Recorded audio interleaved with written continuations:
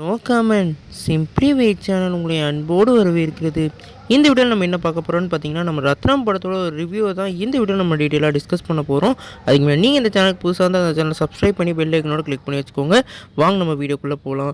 நம்ம ரத்னம் நம்மளோட ஹரி டைரக்ஷன் நம்ம விஷால் அவர்கள் லீடோட ப்ளே பண்ணியிருக்காங்க.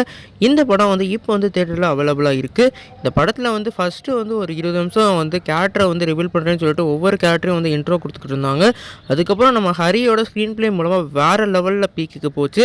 குறிப்பாக அந்த இன்டர்வல் பிளாக் வரைக்கும் வேறு லெவலில் இருந்தது. அதுக்கப்புறம் செகண்ட் ஆஃப் உண்மையிலேயே வெறித்தனமான ஃபைட் சீக்வன்ஸ் மூலமாக வேறு லெவலில் நம்ம என்கேஜ் பண்ணாங்க. குறிப்பாக நம்ம விஷால் இந்த படத்தில் ஒரு ஆக்ஷன் ஹீரோவை எந்த மாதிரி ஆக்ஷன் ஹீரோ இருக்கணுமோ அந்த அளவுக்கு வெறித்தனமாக பட்டையை தீட்டி வச்சுருக்காரு. குறிப்பாக இந்த படத்தை பார்க்கையில் நமக்கு சிங்கம் இந்த படத்தெல்லாம் ஞாபகப்படுத்துது. குறிப்பாக இந்த படம் ஒரு ரத்தம் தெரிக்க ஒரு காட்சியாக வேறு லெவலில் இருந்தது. குறிப்பாக நம்ம ஜிவிஎம் போர்ஷன் ஒரு வெறித்தனமான ஒரு சம்பவமாக இருந்தது. அவர் ஒரு ஃப்ரேம் தான் பேசுவார். அந்த டயலாக்குக்கே தியேட்டரில் வேறு லெவல் கிளாப்ஸ் ஆச்சு. நம்ம ஹரியை எடுத்த வரைக்கும் ஒரு யானை படம் மூலமாக அவர் கம்பேக் கொடுத்தாரு. இந்த படத்தில் அவர் பக்காவான ஒரு கமர்ஷியல் மூவியை கொடுத்துருக்காரு.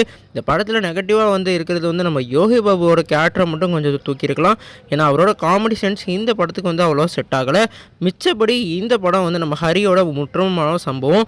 குறிப்பாக நம்மளோட விஷால் அவர்களுக்கு மார்க் ஆண்டனிக்கு அடுத்து இந்த படமும் ஒரு பிளாக் பஸ்டர் மூவி அமையும். நீங்கள் இந்த படம் பார்த்துட்டிங்கன்னா உங்களுக்கு என்ன தோணுச்சுன்னு கமெண்ட் பண்ணுங்கள். இந்த ரிவ்யூ உங்களுக்கு பிடிச்சா லைக் பண்ணுங்கள். இந்த சேனல் சப்ஸ்கிரைப் பண்ணுங்கள்.